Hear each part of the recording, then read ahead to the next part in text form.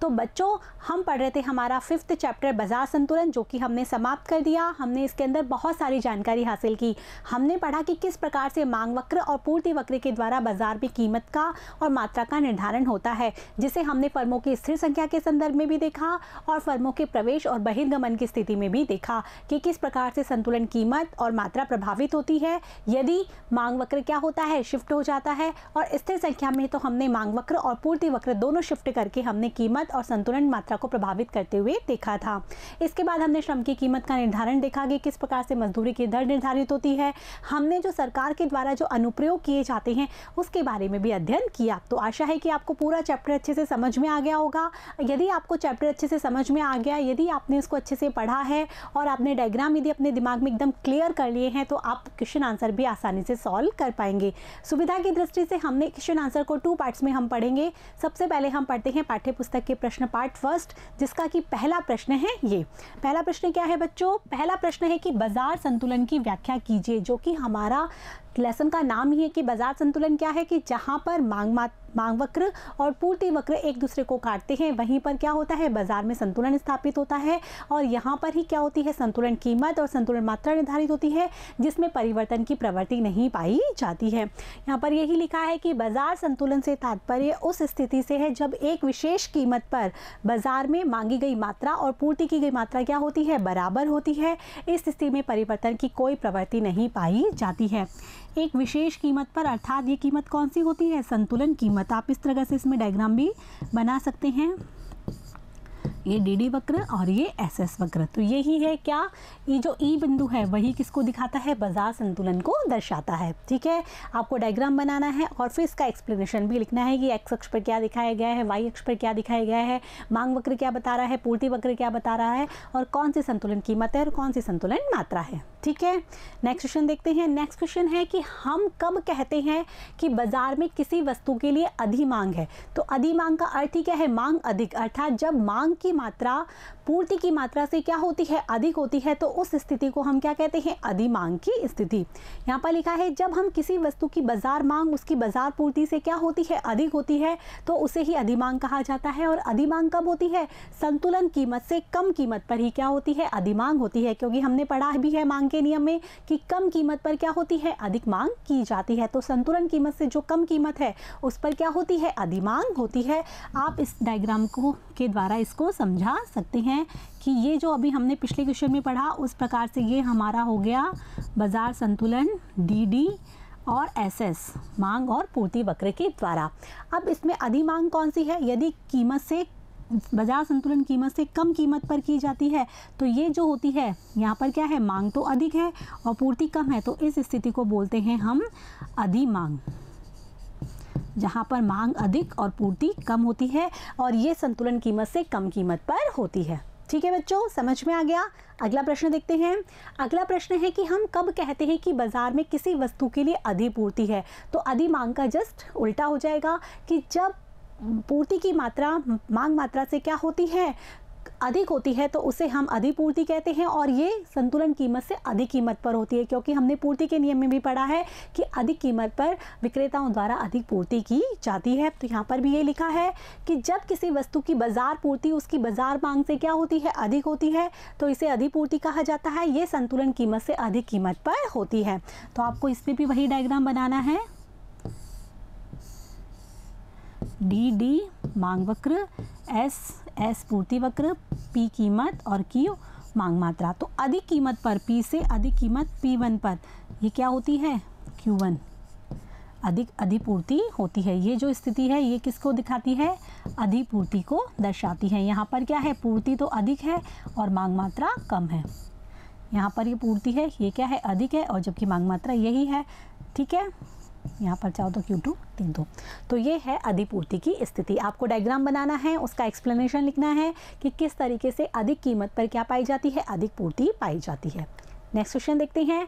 Next question है कि क्या होगा यदि बाजार में प्रचलित मूल्य है, संतुलन कीमत से अधिक है तो क्या होगा, और यदि प्रचलित मूल्य संतुलन कीमत से कम है तो क्या होगा। तो हमने अभी पढ़ा है कि संतुलन कीमत से अधिक होगा, जैसे कि हमने अभी देखा है। आप इसको डायग्राम के द्वारा समझाएंगे तो आपको भी अच्छे से समझ में आ जाएगा और आपको लिखने में भी आसानी होगी।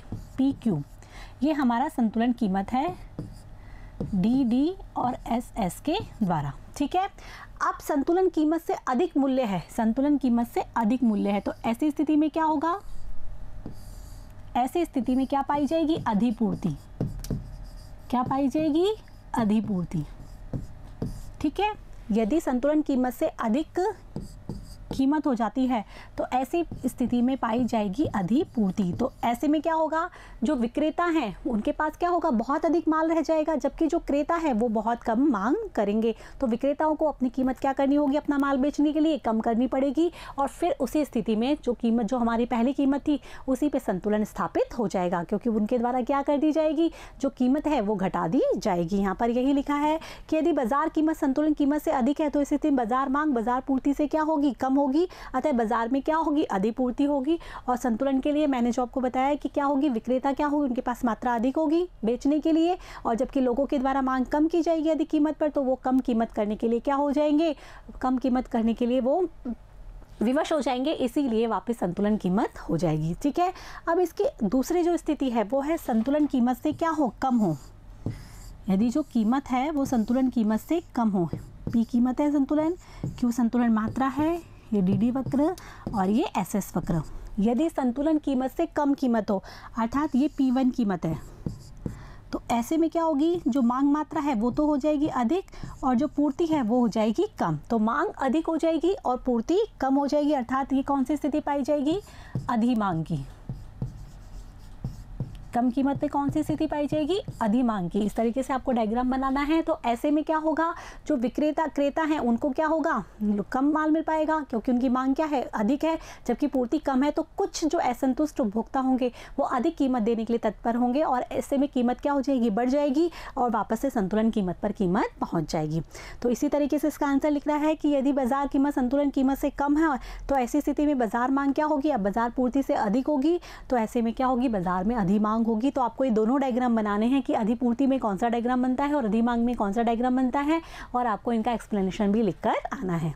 ठीक है बच्चों, समझ में आ गया। अगला प्रश्न देखें। अगला प्रश्न है कि फर्मों की स्थिर संख्या होने पर पूर्ण प्रतिस्पर्धी बाजार में कीमत का निर्धारण किस प्रकार होता है। तो हमने चैप्टर में बहुत अच्छे से पढ़ लिया कि जहां मांग मात्रा और पूर्ति मात्रा जो दोनों क्या हो जाती हैं, बराबर हो जाती हैं, वहीं पर संतुलन कीमत और संतुलन मात्रा का निर्धारण हो जाता है। आपको इस तरीके से लिखना है कि फर्मों की स्थिर संख्या के आधार पर बाजार पूर्ति वक्र और बाजार मांग वक्र बाजार में संतुलन के लिए क्या करते हैं, एक साथ कार्य करते हैं। मांग तथा पूर्ति वक्र में शिफ्ट के कारण यदि शिफ्ट हो जाता है मांग और पूर्ति वक्र, तो संतुलन कीमत और संतुलन मात्रा भी क्या हो जाती है, परिवर्तित हो जाती है। यदि बाजार में अधिमांग है, जैसे मैंने अभी आपको बताया था लास्ट क्वेश्चन में, आपको उसी तरीके से लिखना है कि अधिमांग है तो कुछ उपभोक्ता जो वस्तु प्राप्त करने के लिए पूर्णतः असमर्थ है, इसे अपर्याप्त मात्रा में प्राप्त कर पाते हैं, तो वो क्या करेंगे, अधिक कीमत चुकाने को तत्पर होंगे और इससे बाजार कीमत में क्या होगी, वृद्धि होगी और मांग मात्रा में गिरावट होगी और पूर्ति मात्रा में क्या होगी, वृद्धि होगी, जिससे संतुलन उस बिंदु पर होगा जहां फर्म द्वारा विक्रय करने की इच्छित मात्रा और उपभोक्ता द्वारा खरीदी जाने वाली इच्छित मात्रा क्या हो जाएगी, बराबर हो जाएगी। यहाँ से यही तो पूछ रहा है कि पूर्ण प्रतिस्पर्धी बाजार में कीमत का निर्धारण किस प्रकार होता है। मान लो आपका कीमत का निर्धारण तो हम लोगों ने सीख लिया, इस तरीके से यहाँ कीमत का निर्धारण हो गया मांग और पूर्ति के वक्रों के द्वारा। लेकिन यदि मांग क्या हो जाती है, बढ़ जाती है, अर्थात कम कीमत पर क्या हो गई, मांग बढ़ गई, मांग तो बढ़ गई और पूर्ति क्या हो गई, कम रह गई। तो ऐसे में क्या होगा, जो कुछ उपभोक्ता हैं वो अधिक कीमत क्या देने के लिए तैयार हो जाएंगे और जो अधिक कीमत देंगे तो विक्रेताओं के द्वारा पूर्ति है वो अधिक की जाएगी और संतुलन वही कीमत पर वापस से आ जाएगा। और इसकी उल्टा जो सिचुएशन होता है, यदि बाजार में क्या होती है, अधिपूर्ति होती है, तो फर्में अपनी इच्छित मात्रा विक्रय करने में क्या होती है, असमर्थ होती हैं, तो वो अपनी कीमत को क्या करेंगी, घटाएंगी। और जैसे जैसे कीमत घटती है तो मांगी गई मात्रा में भी क्या होती चली जाती है, वृद्धि, और पूर्ति मात्रा घटती चली जाती है। तो फर्म अपना इच्छित उत्पादन बेच पाती है और इस कीमत पर बाजार मांग और बाजार पूर्ति वापस से क्या हो जाते हैं, बराबर हो जाते हैं।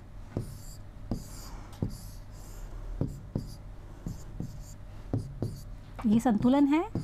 और यदि मान लो कीमत क्या हो जाती है, बढ़ जाती है, अर्थात क्या होती है, पूर्ति अधिक हो जाती है, मांग की तुलना में पूर्ति क्या हो गई, यहाँ पर अधिक हो गई, अधिक कीमत पर तो क्या होगी, जो विक्रेता चाहते हैं कि वो अपना अधिक माल बेचे तो वो बेच नहीं पाते हैं क्योंकि अधिक कीमत है, लोग अधिक मांग नहीं करते हैं क्योंकि मांग तो क्या है, कम बनी हुई है। तो ऐसे सिचुएशन में क्या होता है कि जो विक्रेता है उनके द्वारा उनको क्या करना पड़ता है, कीमतों को कम करना पड़ता है। और जैसे जैसे कीमतें कम होती चली जाती हैं, लोगों के द्वारा मांग बढ़ती चली जाती है।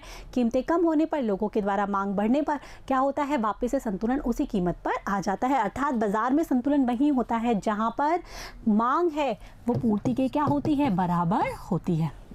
ठीक है बच्चों, समझ में आ गया। तो आपको इस तरीके से इसका आंसर लिखना है। अगला प्रश्न देखते हैं। अगला प्रश्न है कि मान लीजिए कि अभ्यास 5 में, हमने जो अभ्यास 5 पढ़ा है उसमें संतुलन कीमत बाजार में फर्मों की न्यूनतम औसत लागत से अधिक है। अब यदि फर्मों के निर्बाध प्रवेश और बहिर्गमन की अनुमति दे दे तो बाजार कीमत इसके साथ किस प्रकार समायोजन करेगी। तो हमने पढ़ा था कि कीमत यदि न्यूनतम औसत लागत से क्या होती है, अधिक होती है, तो इसका मतलब क्या हो रहा है, फर्मों को लाभ, अधिक सामान्य लाभ प्राप्त हो रहा है। यदि कीमत AC के बराबर होती है न्यूनतम औसत लागत के, तो इसका मतलब फर्मों को सामान्य लाभ प्राप्त हो रहा है। और यदि कीमत क्या होती है, औसत लागत से कम होती है, तो फर्मों को हानि हो रही होती है। यहाँ क्वेश्चन में पूछा है कि संतुलन कीमत बाजार में फर्मों की न्यूनतम औसत लागत से अधिक है। कीमत क्या है, न्यूनतम औसत लागत से अधिक है, अर्थात फर्मों को क्या प्राप्त हो रहे हैं, अधिक सामान्य लाभ प्राप्त हो रहे हैं। अब यदि फर्मों के निर्बाध प्रवेश और बहिर्गमन की अनुमति है, तो हमने पढ़ा था कि निर्बाध प्रवेश और बहिर्गमन की अनुमति है, तो इसमें क्या होती है, फर्में प्रवेश भी कर सकती हैं, बहिर्गमन भी कर सकती हैं। अब चूंकि यहाँ फर्मों को अधिक सामान्य लाभ प्राप्त हो रहे हैं, तो लाभ से आकर्षित होकर फर्में क्या करेंगी, प्रवेश करेंगी। तो बाजार कीमत इसके साथ किस प्रकार समायोजन करेंगी, तो जब फर्में प्रवेश करेंगी तो जो फर्मों का जो अधिक सामान्य लाभ है वो वापस क्या हो जाएगा, सामान्य लाभ में कन्वर्ट हो जाएगा। लाभ कम होने लगेगा क्योंकि बहुत सारे लोगों में वो क्या हो जाएगा, समायोजित हो जाएगा। तो वापस से कीमतें कम हो जाएंगी और न्यूनतम औसत लागत के बराबर हो जाएंगी। आ रहा है बच्चों समझ में, हमने चैप्टर में बहुत अच्छे से जाना था ये।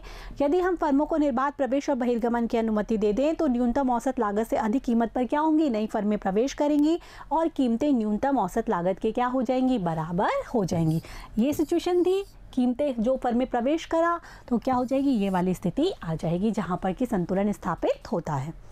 आगे बच्चों समझ में, अगला प्रश्न देखते हैं। अगला प्रश्न है कि जब बाजार में निर्बाध प्रवेश और बहिर्गमन की अनुमति है, जैसा कि हमने पिछले वाले क्वेश्चन में देखा, तो फर्में पूर्ण प्रतिस्पर्धी बाजार में कीमत के किस स्तर पर पूर्ति करती हैं। तो हम कई बार पढ़ चुके कि कीमत किस किस स्तर पर करती है, जहाँ पर न्यूनतम AC हो, जहाँ पर क्या हो, औसत लागत कम हो, वहाँ पर ही क्या होती है, कीमत निर्धारित होती है। ऐसे बाजार में संतुलन मात्रा किस प्रकार निर्धारित होती है, तो हम इसको अच्छे से देखेंगे कैसे लिखना है कि निर्बाध प्रवेश और बहिर्गमन से अभिप्राय है कि उत्पादन में बने रहकर संतुलन में कोई भी फर्में ना तो असामान्य लाभ अर्जित कर रही हो, ना ही हानि उठाती है। ऐसी स्थिति में संतुलन कीमत सभी फर्मों की कहाँ होती है, न्यूनतम लागत के बराबर होती है। संतुलन कीमत कहाँ होती है, P बराबर AC। और ऐसी स्थिति में ना तो कोई फर्में अधिक सामान्य लाभ उठाती हैं, ना ही हानि उठाती हैं। ठीक है, क्यों, यदि प्रचलित बाजार कीमत पर प्रत्येक फर्म यदि अधिक सामान्य लाभ अर्जित कर रही होगी तो बहुत सारी फर्में क्या होंगी, आकर्षित होंगी और इससे क्या होगी, पूर्ति में वृद्धि हो जाएगी, कीमत क्या हो जाएगी, कम हो जाएगी। बहुत सारी फर्में हो ना, तो इससे क्या होगी, कीमतें कम हो जाएगी और अधिक सामान्य लाभ क्या हो जाएगा, खत्म हो जाएगा और वापस से सामान्य लाभ में कन्वर्ट हो जाएगा। इसी प्रकार यदि प्रचलित कीमत पर फर्में सामान्य से क्या हो रही हो, कम लाभ कमा रही हो, तो कुछ फर्में क्या हो जाएंगी, बहिर्गमन कर जाएंगी क्योंकि नुकसान नहीं सहन कर पाएंगी, तो बहुत सारी फर्में बाहर निकल जाएंगी जिससे लाभ में क्या हो जाएगी, वृद्धि हो जाएगी और प्रत्येक फर्म के जो साथ बढ़कर सामान्य लाभ के स्तर पर आ जाएंगे। जो प्रत्येक फर्म है उसका जो लाभ है वो कहाँ पर आ जाएंगे, सामान्य लाभ पर। हानि से कहाँ पर आ जाएंगे, सामान्य लाभ, क्योंकि बहुत सारी फर्में उसमें बहिर्गमन कर गई हैं। ठीक है बच्चों, समझ में आ गया। इस बिंदु पर और अधिक फर्में प्रवेश या बहिर्गमन नहीं करेंगी जहाँ पर P बराबर क्या होता है, AC। तो यहाँ पर क्या होता है, सामान्य लाभ की स्थिति, ना तो फर्में प्रवेश करेंगी ना फर्में बहिर्गमन करेंगी। अतः प्रवेश तथा बहिर्गमन के द्वारा प्रत्येक फर्म प्रचलित बाजार कीमत पर सदैव क्या, कौन सा लाभ, सामान्य लाभ अर्जित करेगी। किस स्थिति में, प्रवेश और बहिर्गमन की स्थिति में। सूत्र के अनुरूप में जब तक AR AC है तो नई फर्में प्रवेश करेंगी। यदि आगम क्या है, अधिक है किससे, लागत से, तब तो नई फर्में प्रवेश करेंगी। ठीक है, यदि AR AC है तो कुछ फर्में क्या हो जाएंगी, बहिर्गमन करेगी। यदि AR जो है वो लेस देन AC है, AC क्या है, ज़्यादा है, तो फर्में बाहर निकल जाएंगी। अतः बाजार कीमत सदैव न्यूनतम औसत लागत के बराबर होगी। P बराबर AC होगा, ARP बराबर न्यूनतम औसत लागत। इस स्थिति में पूर्ति वक्र कैसा हो जाएगा हमारा, पूर्णतया लोचदार, जैसा कि हमने चैप्टर में पढ़ा था कि P बराबर यहाँ पर क्या है, न्यूनतम औसत लागत। ये हमारा यहाँ पर पूर्ति वक्र हो जाएगा किसकी स्थिति में, फर्मों के प्रवेश और बहिर्गमन की स्थिति में। ठीक है बच्चों, समझ में आ गया। ARP न्यूनतम औसत लागत इस स्थिति में पूर्ति वक्र पूर्णतः लोचदार होगा, क्योंकि P न्यूनतम औसत लागत के स्तर पर फर्म कितनी भी पूर्ति कर सकती है। जो ये वाली स्थिति है इस पे फर्म के द्वारा कितनी भी पूर्ति की जा सकती है, इसीलिए पूर्ति वक्र कैसा हो गया, पूर्णतः लोचदार हो गया। मांग वक्र D जिसे इसे किस पे काटता है, E बिंदु पर, ये मांग वक्र है वो इसको E बिंदु पर काटेगा, जहाँ पर हमारा ये OP और OQ क्या होगा, संतुलन, OQ तो संतुलन मात्रा और OP संतुलन कीमत निर्धारित होगी। यहाँ पर यही लिखा है, मांग वक्र इसे E बिंदु पर काटेगा जहाँ संतुलन कीमत बराबर OP होगी और संतुलन मात्रा OQ निर्धारित होगी। तो यहाँ पर यही बताया है कि फर्मों के प्रवेश और बहिर्गमन की स्थिति में जो कीमत है वो न्यूनतम औसत लागत के बराबर होगी। जो पूर्ति वक्र है वो क्या होगा, पूर्णतः लोचदार होगा, जिस पर फर्मों के द्वारा कितनी भी पूर्ति की जा सकती है, और मांग वक्र के कटान के द्वारा क्या होगा, यहाँ पर संतुलन कीमत और संतुलन मात्रा निर्धारित होगी। ठीक है बच्चों, समझ में आ गया। नेक्स्ट क्वेश्चन देखते हैं। नेक्स्ट क्वेश्चन है कि एक बाजार में फर्मों की संतुलन संख्या किस प्रकार निर्धारित होती है जब उन्हें निर्बाध प्रवेश और बहिर्गमन की क्या हो, अनुमति हो। यदि फर्में क्या हो, निर्बाध रूप से प्रवेश कर सके, निर्बाध रूप से बहिर्गमन कर सके, तो फर्मों की संतुलन संख्या किस प्रकार निर्धारित होगी। तो ये हमने चैप्टर में अच्छे से पढ़ा था कि हमने क्या किया, जो पूर्णतः लोचदार हमारा पूर्ति वक्र बना और फिर मांग वक्र है उसके द्वारा हमने संतुलन मात्रा का निर्धारण किया, जो कि क्या होती है, पूरे उद्योग में पूर्ति की मात्रा निर्धारित हो जाती है। और इस पर क्या करती है, जो प्रत्येक फर्म है वो समान मात्रा में क्या करती हैं, पूर्ति करती हैं। तो हमें क्या करना होगा, जो पूर्ति और मात्रा की हमें निर्धारित हुई है Q0, उसमें जो फर्म के द्वारा की जाने वाली पूर्ति है उसका हम भाग लगा देंगे, तो हमें संतुलित फर्मों की संख्या ज्ञात हो जाएगी। हमने चैप्टर में अच्छे से पढ़ा भी था और उसका सवाल भी सॉल्व किया था। तो यहाँ पर ऐसे ही करना है कि प्रवेश तथा बहिर्गमन के द्वारा फर्म सामान्य लाभ अर्जित करेगी। ठीक है, ये हम बात कर चुके हैं P बराबर AC पे, अर्थात फर्मों के निर्बाध प्रवेश और बहिर्गमन का अर्थ है कि बाजार कीमत सदैव न्यूनतम औसत लागत के बराबर होगा। P बराबर न्यूनतम औसत लागत। संतुलन में इस कीमत पर बाजार मांग द्वारा पूर्ति की मात्रा क्या होगी, निर्धारित होगी। कि हमने अभी भी पढ़ा है कि P बराबर न्यूनतम औसत लागत,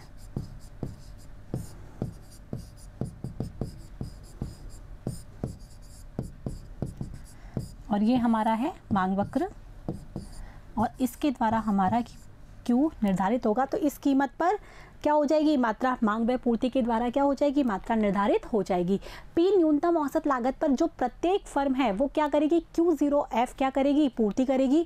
अतः हमें संतुलन फर्मों की संख्या ज्ञात करने के लिए फर्मों की वह संख्या जो P0 कीमत पर क्या करे, Q0 पूर्ति करे, तो प्रत्येक फर्म इस कीमत पर Q0F मात्रा की क्या करेगी, पूर्ति। तो हमें संतुलन फर्मों की संख्या के लिए क्या करना होगा, जो संतुलित मात्रा है उसमें हमें फर्मों के द्वारा की जाने वाली पूर्ति का हम भाग लगा देंगे। Q0 में Q0F का भाग लगा दिया जाएगा, तो ऐसे में संतुलित फर्मों की संख्या ज्ञात हो जाएगी।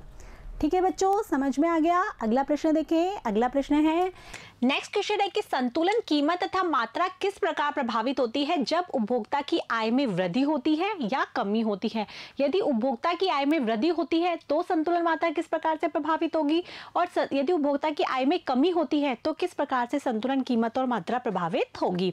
उपभोक्ता की आय में वृद्धि या कमी से संतुलन कीमत और मात्रा किस प्रकार प्रभावित होगी, वह इस बात पर निर्भर करता है कि वस्तु कैसी है, सामान्य वस्तु है या निम्न कोटि की वस्तु है। तो हमने पढ़ा था कि सामान्य वस्तु की में क्या होता है, उपभोक्ता की आय में वृद्धि होती है तो क्या होता है कि मांगी जाने वाली मात्रा है उसमें भी क्या होती है, वृद्धि होती है। लेकिन यदि वस्तु निम्न कोटि की होती है तो उपभोक्ता की आय में वृद्धि होती है तो मांगी जाने वाली मात्रा में क्या हो जाती है, कमी हो जाती है। तो इससे संतुलन भी प्रभावित होता है।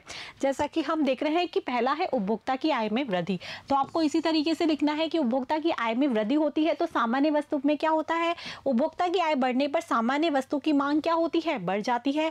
तदनुसार संतुलन कीमत और संतुलन मात्रा है उसमें वो भी क्या हो जाती है, बढ़ जाती है। यदि उपभोक्ता की आय बढ़ी तो वस्तु की मांग क्या हो गई, बढ़ जाएगी। माना हमने इस तरीके से डायग्राम बनाएंगे, इसका ADD और ये SS, ठीक है। तो उपभोक्ता की पहले हम संतुलन देख लेते हैं P और Q। यदि उपभोक्ता की आय में क्या हो रही है, वृद्धि हो रही है, तो जिसके फलस्वरूप यदि वस्तु कैसी है, सामान्य वस्तु है, तो सामान्य वस्तुओं में उपभोक्ता की आय बढ़ने पर मांग भी क्या हो जाएगी, बढ़ जाएगी। अर्थात जो मांग वक्र है वो हमारा खिसक जाएगा दाईं तरफ। क्योंकि आय में वृद्धि से क्या हो रही है, जो मांग मात्रा है उसमें वृद्धि हो रही है। तो इससे क्या होगा कि जो मांग वक्र है वो दाहिनी तरफ खिसकेगा, जिसके फलस्वरूप हम क्या देख रहे हैं, कीमत है उसमें भी वृद्धि हो रही है और मात्रा है उसमें भी क्या होगी, वृद्धि होगी।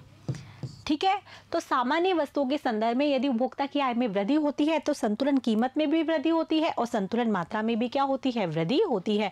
अब यदि वस्तु कैसी है, निम्न कोटि की, तो क्या होती है, यदि निम्न कोटि की वस्तु है तो उपभोक्ता की आय में वृद्धि से उसमें क्या होती है, मांग में वृद्धि नहीं होती बल्कि मांग में क्या हो जाती है, कमी। इसीलिए मांग वक्र कहाँ खिसक जाएगा, बाईं तरफ खिसक जाएगा। तो इससे संतुलन कीमत और संतुलन मात्रा है दोनों में ही क्या हो जाएगी, कमी हो जाएगी। यही यहाँ लिखा है कि यदि उपभोक्ता की आय बढ़ने पर निम्न कोटि वस्तु की मांग क्या हो जाती है, घटती है, तदनुसार संतुलन कीमत और संतुलन मात्रा दोनों में क्या हो जाएगी, कमी हो जाएगी अर्थात दोनों भी घट जाएंगी।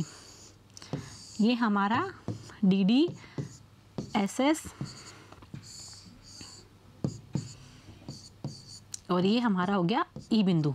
ठीक है, तो हम यहाँ पर क्या कर रहे हैं कि मांग जो है उसमें क्या हो जाएगी, कमी, क्योंकि वस्तु कैसी है, निम्न कोटि की, आय बढ़ने पर भी इनकी मात्रा क्या हो जाती है, कम हो जाती है, जैसा कि हम चैप्टर में अच्छे से समझ चुके हैं। हमने यहाँ देखा कि D से D1 यहाँ पर क्या हो गई, कमी हो गई। तो हम यहाँ देख रहे हैं कि कीमत में भी कमी हो जाती है संतुलित, और संतुलित मात्रा में भी क्या हो जाती है, कमी हो जाती है। ठीक है बच्चों, समझ में आ गया।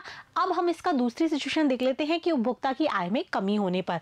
तो यहाँ पर उल्टा हो जाएगा कि उपभोक्ता की आय में कमी होती है तो सामान्य वस्तु है उसकी मांग मात्रा में भी क्या होती है, कमी होती है। तो जिसके फलस्वरूप सामान्य वस्तु की मांग मात्रा में कमी से मांग में कमी के फलस्वरूप मांग वक्र बाईं तरफ शिफ्ट हो जाएगा, जिससे संतुलन कीमत और संतुलन मात्रा दोनों में ही क्या हो जाएगी, कमी हो जाएगी।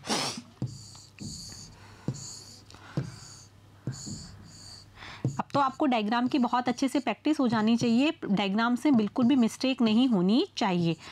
कीमत सामने जो मांग है उसमें क्या हो जाएगी, कमी, D से क्या हो जाएगा, D1, जिसके फलस्वरूप हमारी कीमत में भी कमी और मात्रा में भी क्या हो जाएगी, कमी हो जाएगी। यहाँ पर यही लिखा है कि सामान्य वस्तु की मांग उपभोक्ता की आय में कमी से कम हो जाती है, अतः मांग वक्र बाईं ओर खिसकेगा। बाईं ओर किसका है ना, जिससे संतुलन कीमत और संतुलन मात्रा दोनों में ही क्या हो जाएगी, कमी हो जाएगी। ठीक है, अब यदि हम निम्न कोटि की वस्तु देखते हैं, ये थोड़ा सा कटा है, हम इसको सही कर देते हैं ऐसे आपको क्लियरली दिख सके ये। इसके बाद हम देखते हैं निम्न कोटि की वस्तु। तो निम्न कोटि की वस्तु जिसमें ये DD है और ये हमारा SS है। निम्न कोटि की वस्तु में क्या होता है, उपभोक्ता की आय में कमी होने से क्या करते हैं उपभोक्ता, उसकी मांग को में मात्रा में वृद्धि कर देते हैं, अतः मांग वक्र है वो कहाँ खिसकेगा, दाहिनी तरफ खिसक जाएगा। तो यहाँ मांग वक्र दाहिनी तरफ खिसक जाएगा, D1, जिसके फलस्वरूप जो कीमत है उसमें संतुलन कीमत में भी वृद्धि होगी और संतुलन मात्रा में भी क्या होगी, वृद्धि होगी। यहाँ पर यही लिखा है कि निम्न कोटि वस्तु की मांग उपभोक्ता की आय में कमी से क्या हो जाएगी, बढ़ जाएगी, अतः मांग वक्र दाईं ओर खिसक जाता है, तदनुसार संतुलन कीमत और संतुलन मात्रा दोनों ही क्या हो जाते हैं, बढ़ जाते हैं। तो इस प्रकार से आपको उपभोक्ता की आय में वृद्धि और उपभोक्ता में आय में कमी का प्रभाव यहाँ पर दिखाना है। आगे बच्चों समझ में। अब हम देखते हैं हमारा नेक्स्ट क्वेश्चन क्या है।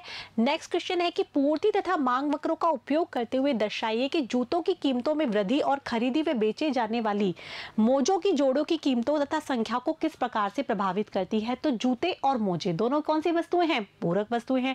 तो एक वस्तु की कीमत में जो कमी होती है यदि पूरक वस्तु, तो उसकी मात्रा पर भी क्या पड़ेगा, प्रभाव पड़ेगा, नहीं पड़ेगा। तो यहाँ पर यही पूछा है कि पूर्ति और मांग वक्र का उपयोग करते हुए दिखाना है कि जूतों की कीमतों में यदि वृद्धि होती है तो खरीदी व बेची जाने वाली मोजों की जोड़ों की कीमतों तथा संख्या किस प्रकार प्रभावित होगी। तो दोनों कैसी वस्तु हैं, पूरक, जूते और मोजे। तो यदि जूतों की कीमतों में क्या हो रही है, वृद्धि हो रही है, यदि जूतों की कीमतों में वृद्धि हो रही है तो जूतों की जो मांगी गई मात्रा है उसमें क्या हो जाएगी, जूतों की कीमतों में वृद्धि है तो जूतों की मांगी गई मात्रा में क्या हो जाएगी, कमी हो जाएगी, जूतों की मांग मात्रा में कमी हो जाएगी। तो जिसके फलस्वरूप मोजों की मांगी गई वाली मात्रा में भी क्या हो जाएगी, कमी हो जाएगी, क्योंकि दोनों वस्तुएं एक दूसरे से क्या है, रिलेटेड है। तो कहने का तात्पर्य है कि जूतों की कीमत में वृद्धि का मोजों की जो मांग मात्रा है उसमें क्या हो जाती है, कमी हो जाती है। अर्थात एक की कीमत दूसरी की मांग मात्रा से ऋणात्मक रूप से संबंधित है पूरक वस्तुओं के संदर्भ में। पूरक वस्तुओं के संदर्भ में यदि एक की कीमत बढ़ती है है तो दूसरों की मांग मात्रा क्या हो जाती है, घट जाती है। एक की कीमत घटती है तो दूसरों की मांग मात्रा बढ़ जाती है, अर्थात दोनों ऋणात्मक रूप से संबंधित होते हैं। यहाँ ये लिखा है कि जूतों की जोड़ी तथा मोजों की जोड़ी दोनों क्या है, पूरक वस्तुएं। पूरक वस्तु की कीमत और मात्रा में कैसा संबंध होता है, ऋणात्मक संबंध। जैसा कि हमने दर्शाया, एक की कीमत बढ़ती है तो दूसरे की मांग मात्रा क्या हो जाती है, कम हो जाती है। अर्थात एक वस्तु की कीमत बढ़ने पर दूसरी वस्तु की मांग क्या हो जाएगी, कम हो जाएगी, और इसके विपरीत भी ऐसा ही होगा। इसलिए जूतों की कीमतों में वृद्धि होने पर मोजों की जोड़ी की मांग में क्या हो जाएगी, कमी हो जाएगी। जूतों की कीमतों में वृद्धि होने से मोजों की जोड़ों की कीमतों की जो मात्रा है, मांग, उसमें कमी हो जाएगी। अर्थात जो मांग वक्र है वो कहाँ शिफ्ट हो जाएगा, बाईं तरफ शिफ्ट हो जाएगा। ठीक है, मांग वक्र कहाँ शिफ्ट हो जाएगा, बाईं तरफ, और मोजों की कीमत और उसकी खरीदी व बेची जाने वाली संख्या में कम क्या हो जाएगी, कम। यदि मांग वक्र बाईं तरफ शिफ्ट होता है, मांग में कमी होती है तो कीमत में भी कमी होती है संतुलित, और संतुलित मात्रा में भी क्या होती है, कमी। तो यहाँ पर ये लिख रखा है कि मोजों की कीमत और उसकी खरीदी व बेचे जाने वाली संख्या में भी क्या हो जाएगी, कमी हो जाएगी। आ रहा है बच्चों समझ में। यहाँ पर आपको यही बताना है कि मोजों की मांग वक्र के बाईं ओर खिसक जाने से जो मोजों की कीमत है और उसकी जो खरीदी जाने वाली मात्रा है और बेची जाने वाली मात्रा है, उसकी दोनों की संख्या में क्या होगी, कमी आएगी। हम इस तरीके से बता सकते हैं डायग्राम बनाकर। और एसएस मांग वक्र कहाँ खिसकेगा, बाईं तरफ। पहले हमारा पी और क्यू,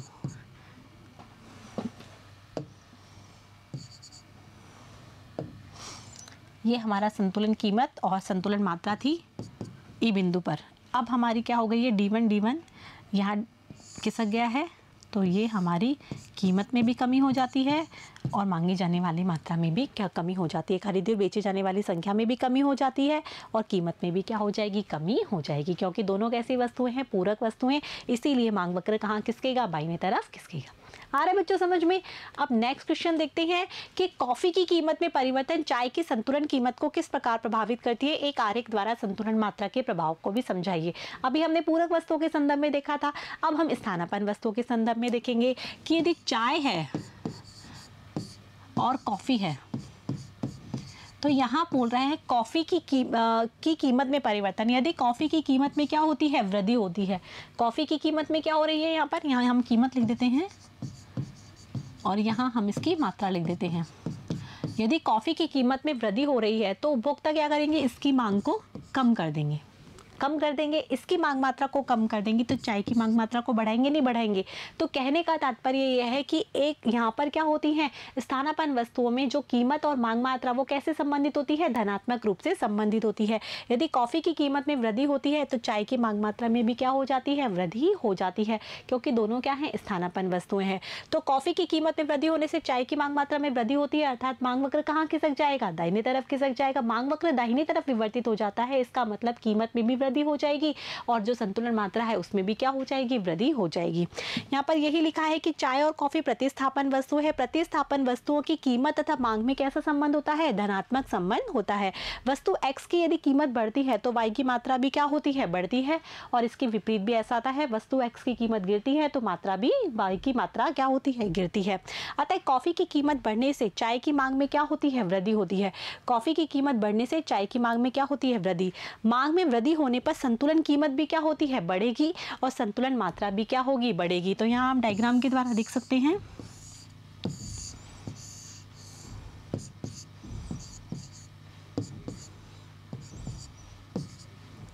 यहाँ पर क्या हो रही है, मांग में वृद्धि हो रही है कि यदि कॉफी की कीमत में क्या हो रही है, वृद्धि हो रही है, तो चाय की मांग मात्रा में भी क्या हो रही है, वृद्धि हो रही है, अर्थात जो मांग वक्र है वो दाहिनी तरफ विवर्तित हो जाएगा, क्योंकि ये प्रतिस्थापन वस्तु है, अन्य वस्तु संबंधित वस्तुओं में आता है तो इसमें मांग वक्र क्या होता है, विवर्तित हो जाता है दाहिनी तरफ। इसके फलस्वरूप हम देख रहे हैं कीमत में भी वृद्धि हो रही है और मात्रा में भी वृद्धि हो रही है।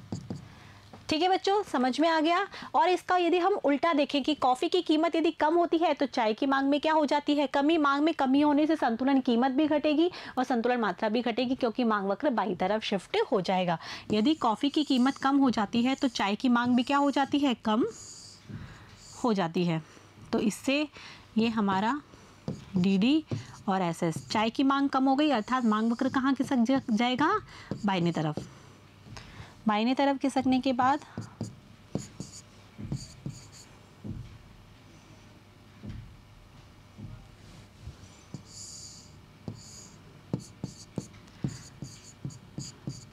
कीमत में भी कमी आएगी संतुलन, और संतुलन मात्रा में भी क्या आएगी, कमी। तो इस प्रकार से आपको डायग्राम बना के एक्सप्लेन करना है। डायग्राम का एक्सप्लेनेशन भी लिखना है कि एक्स अक्ष पर क्या दिखाया है, वाई पे क्या दिखाया है, किस तरीके से हमने बाईं तरफ क्या किया है, मांग वक्र में किसका किया है। ठीक है बच्चों, समझ में आ गया। नेक्स्ट क्वेश्चन देखते हैं। नेक्स्ट क्वेश्चन है कि जब उत्पादन में प्रयुक्त आगतों की कीमतों में परिवर्तन होता है तो किसी वस्तु की संतुलन कीमत और मात्रा में क्या प्रभाव पड़ता है। उत्पादन की आगतों में, अर्थात उत्पादन की आगत किसको प्रभावित करेगी, पूर्ति को प्रभावित करेगी। यदि उत्पादन के साधनों की में क्या होता है, उनकी कीमतों में परिवर्तन होता है। यदि उत्पादन के साधनों की कीमतें क्या हो जाती हैं, बढ़ जाती हैं। बढ़ जाती है मतलब लागतें क्या हो जाती हैं, बढ़ जाती है, जिसके फलस्वरूप जो पूर्ति है वो क्या हो जाती है, कम हो जाती है। तो पूर्ति वक्र बाईं तरफ शिफ्ट हो जाएगा। इसी प्रकार इसके विपरीत यदि उत्पादन के साधनों की कीमतें कम हो जाती हैं, अर्थात लागतें क्या हो जाती हैं, कम हो जाती हैं, तो वस्तु की पूर्ति क्या हो जाएगी, अधिक, अर्थात पूर्ति वक्र दाईं तरफ खिसक जाएगा, जिसका संतुलन मात्रा पर क्या प्रभाव पड़ेगा वो हम अच्छे से समझा चुके हैं। हम यहाँ पर अच्छे से और देख लेते हैं किस तरीके से आंसर लिखना है आपको, कि आगतों की कीमतों में परिवर्तन वस्तु की उत्पादन लागत और फलस्वरूप लाभ को भी क्या करता है, प्रभावित करता है। इससे उत्पादक का पूर्ति वक्र क्या होता है, प्रभावित होता है। ठीक है, अब हम दोनों सिचुएशन देख लेते हैं आगतों की कीमतों में परिवर्तन से, कि आगतों की कीमतों में वृद्धि से लागत क्या हो जाती है, बढ़ जाती है। अतः पूर्ति में क्या आ जाती है, कमी आ जाती है, जिसके फलस्वरूप संतुलन कीमत बढ़ जाएगी और संतुलन मात्रा क्या हो जाएगी, कम हो जाएगी। यहाँ डायग्राम बना के अच्छे से समझ लेते हैं इसको। D S S P Q और ई। ठीक है, तो आगतों की कीमतों में वृद्धि से, आगतों की कीमतों में वृद्धि से लागत बढ़ रही है, जिससे पूर्ति क्या हो जा रही है, कमी, अर्थात पूर्ति वक्र कहाँ खिसक जाएगा, बाईं ओर। पूर्ति में कमी आ रही है ना, इसीलिए कहाँ खिसकेगा, बाईं ओर। तो इससे जो कीमत है, संतुलन कीमत है, वो क्या हो रही है, बढ़ रही है, और संतुलन मात्रा क्या हो जा रही है, कम हो जा रही है। तो संतुलन कीमत इससे बढ़ जाएगी और संतुलन मात्रा क्या हो जाएगी, कम हो जाएगी। पूर्ति में कमी से संतुलन कीमत बढ़ती है, हमने पढ़ा था ना, विपरीत संबंध पाया जाता है, जबकि संतुलन मात्रा क्या होती है, कम। अब इसके विपरीत देख लेते हैं कि यदि आगतों की कीमतों में क्या आ जाती है, कमी आ जाती है, तो लागत भी क्या कम हो जाती है, कम, लाभ बढ़ जाते हैं। पूर्ति वक्र बाईं तरफ शिफ्ट हो जाएगा, दाईं तरफ शिफ्ट हो जाएगा, क्योंकि पूर्ति में क्या हो जाएगी, वृद्धि। पूर्ति में वृद्धि होने से जो संतुलन कीमत है उसमें कमी आ जाएगी और संतुलन मात्रा तो क्या होगी, एज इट इज बढ़ेगी ही। ठीक है, संतुलन मात्रा तो बढ़ेगी। यहाँ पर यही लिखा है कि लाभ बढ़ जाते हैं, पूर्ति में वृद्धि हो जाती है, इसके फलस्वरूप संतुलन कीमत कम हो जाती है और संतुलन मात्रा बढ़ जाती है।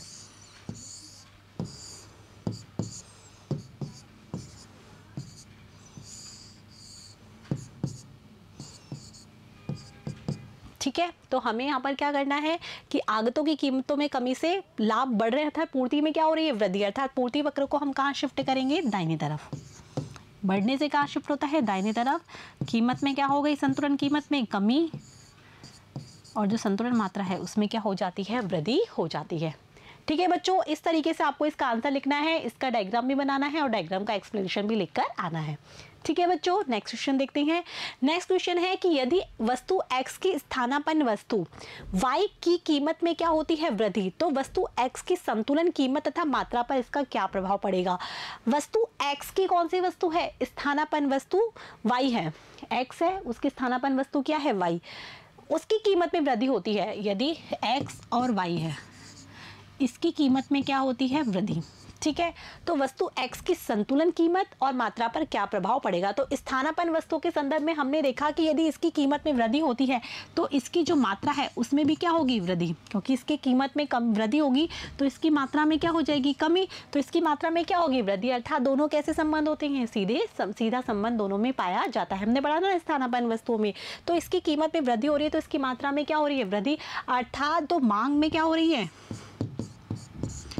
मांग में होगी हमारे वृद्धि। तो मांग वक्र कहाँ खिसकेगा, दाहिनी तरफ। मांग वक्र दाहिनी तरफ खिसकेगा तो इससे कीमत में क्या हो जाएगी, वृद्धि, संतुलन कीमत में और संतुलन मात्रा में भी क्या हो जाएगी, वृद्धि। यहाँ पर यही लिखा है कि यदि स्थानापन्न वस्तु y की कीमत में वृद्धि होती है तो लोग वस्तु y की कम मांग करेंगे, y की कम मांग करेंगे, और x वस्तु की मांग क्या हो जाएगी, बढ़ जाएगी, जिससे x का मांग वक्र दाहिनी तरफ शिफ्ट हो जाएगा, मांग में वृद्धि होगी, जिससे वस्तु x की संतुलन कीमत और मात्रा दोनों में क्या हो जाएगी, बढ़ोतरी हो जाएगी। तो हम इसको भी वही डायग्राम से एक बार एक्सप्लेन कर सकते हैं।